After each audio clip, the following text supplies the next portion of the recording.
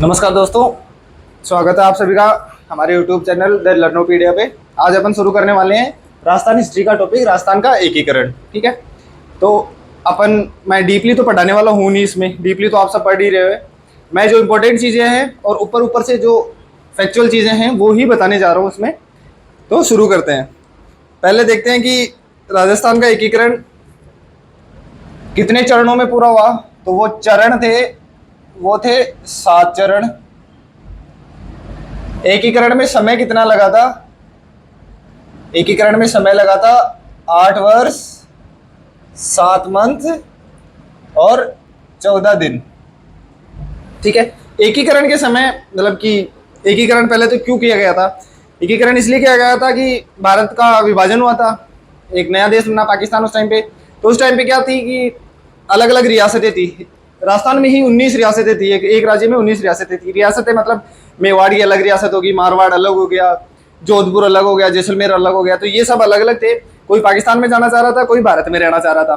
तो फिर सरदार वल्लभ भाई पटेल द्वारा एक समिति का गठन किया जाता है लाल किला दिल्ली में, और फिर उसके द्वारा सभी को मतलब कि सारे रियासतों को एक जगह करके एक राज्य बनाने के लिए ही एकीकरण किया गया था। और ये राजस्थान में नहीं, सभी राज्यों में चला था।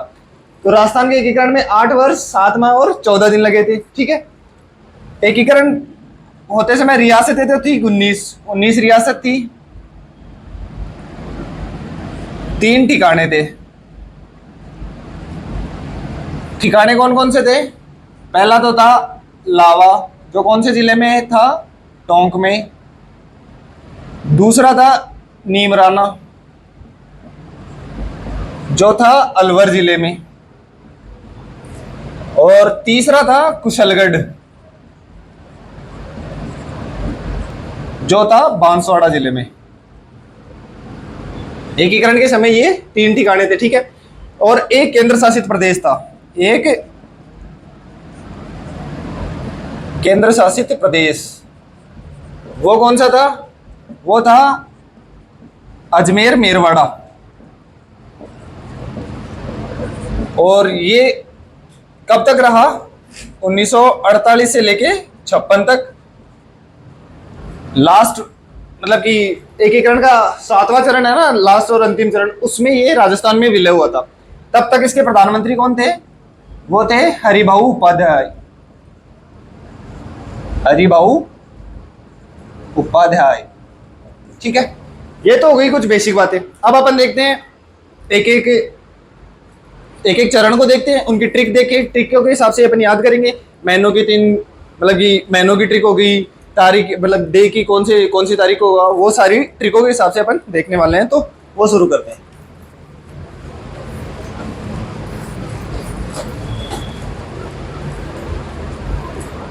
सात चरणों में हुआ था। तो पहले तो नंबर लगाते थे सीरियल वाइज।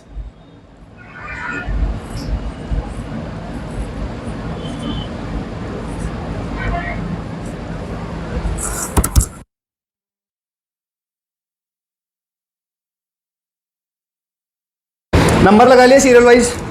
अब डेट के बारे में सब अपनी गर्लफ्रेंड्स के नंबर याद रखते हैं बढ़िया अच्छे से।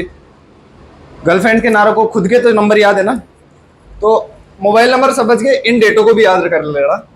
पहली है 18, 25, फिर 18, फिर 30, फिर 15, फिर 26 और 1। ठीक है, ये तो हो गए। चलो मोबाइल नंबर तो इतने नहीं होते, अकाउंट नंबर, आधार नंबर, उस हिसाब से याद कर लेना। ठीक है, ये तो हो गई डेट। अब महीनों की ट्रिक क्या है? महीनों की ट्रिक है मामा, अम्मा, मंजन। ये महीनों की ट्रिक है। माह से मार्च, अगले वाले माह से फिर से मार्च, फिर ऐसे अप्रैल, फिर माह से वापस मार्च, फिर मैं से आ गया मई, जैसे आ गया क्या? जनवरी, और न से आ जाएगा नवंबर। तो ये हो गई महीनों की ट्रिक। मामा, अम्मा, मंजन। माह से मार्च हो गया, फिर वापस माह से मार्च हो गया, ऐसे अप्रैल, फिर माह से मार्च, मंजन से मई, जनवरी और नवंबर हो गया। अब एकीकरण कब हुआ था? भारत आजाद हुआ उसके बाद में। तो वही वर्ष तो 1900 में आएंगे सारे, ठीक है। 1947 के बाद ही हुआ था एकीकरण, ठीक है। सारे वर्ष 1900 में। अब कौन सी ईयर में हुआ था वो? तो पहले 3 थे, वो तो 48, 48, 48 में। फिर अगले वाले 2 वो 49, 49, ये 2 गए। फिर उससे अगला 6वां चरण हुआ था, वो 50 में हुआ था। और 7वां चरण था, वो कब हुआ था? 56 में, ठीक है। ये हो गई प्रत्येक चरण की डेट की, वो कब, वो चरण कब संपन्न हुआ था। वो हुआ था पहला चरण 18 मार्च को, इस हिसाब से ये हो गए। अब आता है प्रत्येक चरण के नाम। तो नाम की ट्रिक है, एमपी से बस राजस्थान को आई, एमपी से बस राजस्थान को आई। एम से क्या हो जाएगा? मत्स्य संघ, एम से आ जाएगा मत्स्य संघ। पी से आ जाएगा पूर्व राजस्थान। से क्या आ जाएगा? संयुक्त राजस्थान।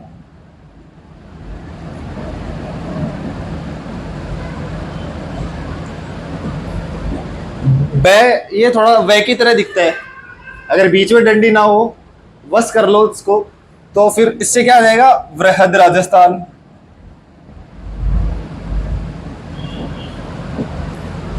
ठीक है, ये 4 चरण हो गए। फिर 5वां चरण क्या आएगा? ये दोनों मिल जाएंगे, तो उसमें क्या आ जाएगा? संयुक्त वृहद राजस्थान। 6वें चरण में क्या आ जाएगा? राजस्थान संघ। और 7वें चरण में आ जाएगा नवगठित राजस्थान।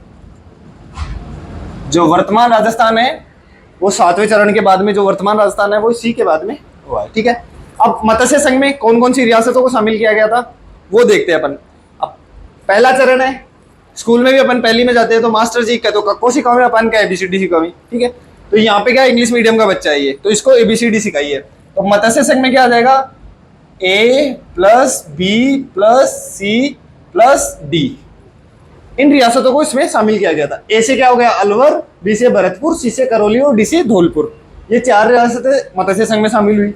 फिर पूर्व राजस्थान, इसकी ट्रिक है कि घर पे कोई भी काम होता है, औरतों का काम होता ही है, चाहे से माँ हो, चाहे से बीवी हो, या फिर गर्लफ्रेंड हो, कोई काम होगा तब तो वो प्यार से बात करेगी आपसे, बाबू बाबू बाबू बाबू।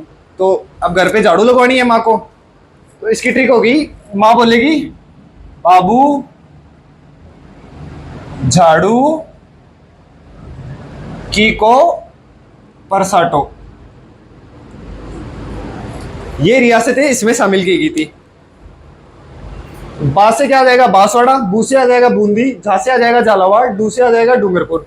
की से क्या आ जाएगा? ठिकाना है ये किशनगढ़, ठीक है। को से कोटा, प्र से प्रतापगढ़, सा से सापुरा और टो से टोंक आ जाएगा।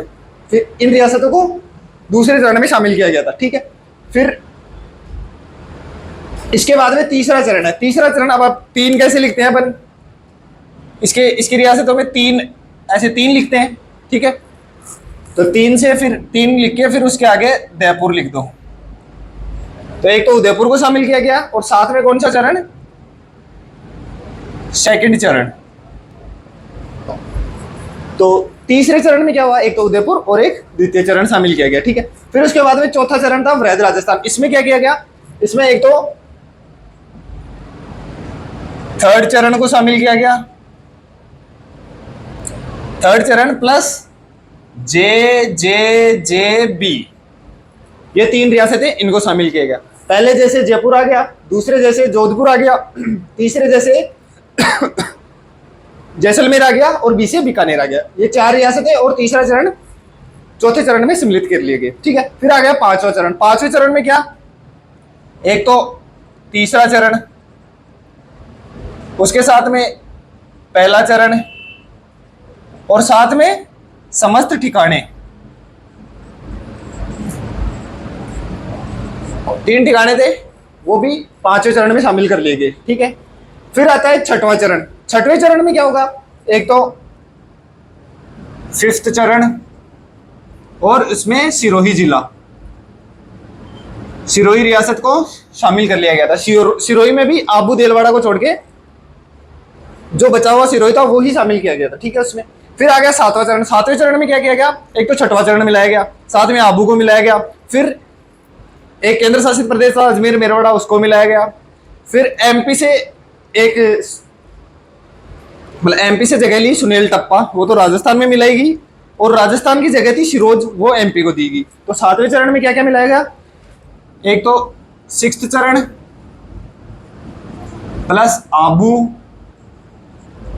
प्लस अजमेर प्लस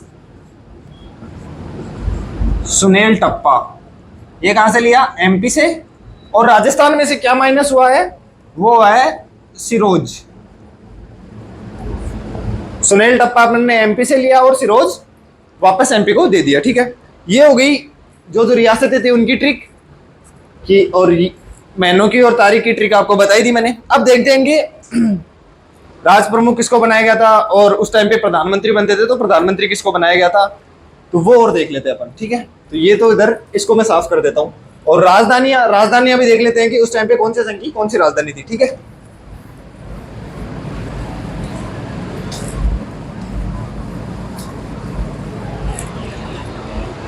मत्स्य संघ की राजधानी तो थी अलवर, राजधानी तो अलवर को बनाया गया था, और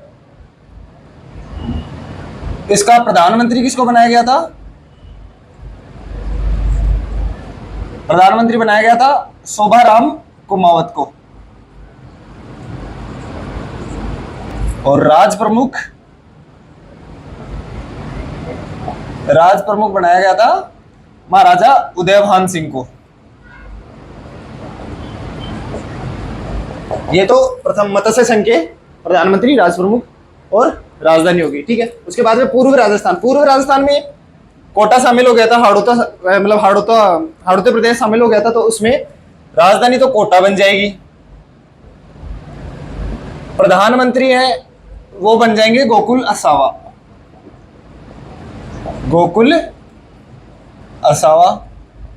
और राज प्रमुख है वो कोटा के महाराजा कौन है,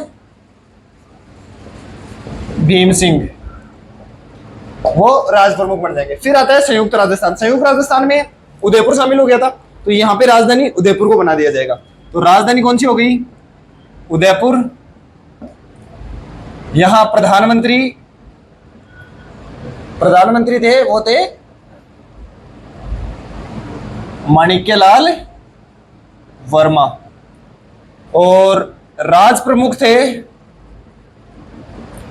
वो थे उदयपुर के महाराजा महाराणा भूपाल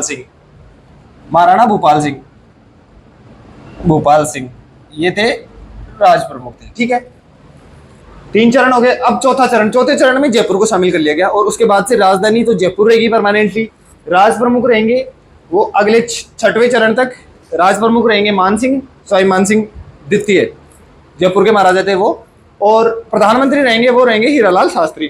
तो राजधानी यहां से जयपुर, प्रधानमंत्री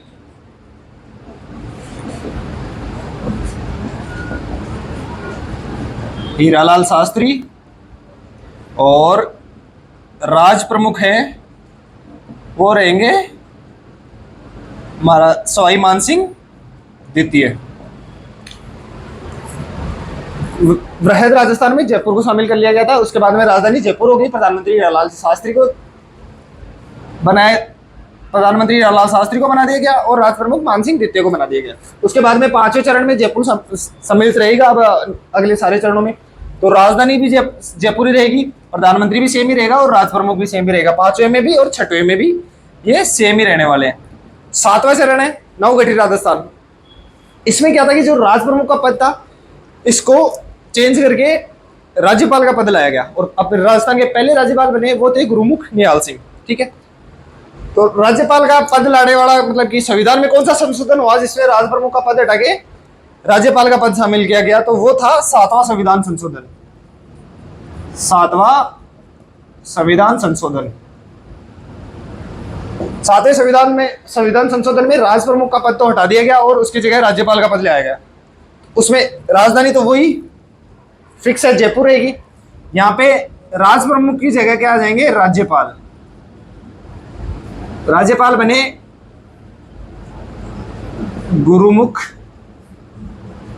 निहाल सिंह और मुख्यमंत्री बने थे अपने, पहले निर्वाचित मुख्यमंत्री थे, ये मनोनीत किए हुए थे, पहले निर्वाचित मुख्यमंत्री बने वो थे मोहनलाल सुखाड़िया।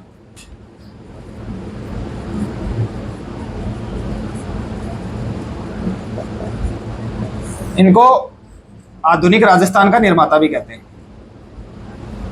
आधुनिक राजस्थान के निर्माता। यह होता है राजस्थान का एकीकरण अपने कंप्लीट 7 चरण, उनकी ट्रिकें, प्रधानमंत्री, राज प्रमुख, ये सब। ठीक है, बहुत बहुत धन्यवाद। अगले वीडियो में अपन देखेंगे नया टॉपिक। धन्यवाद।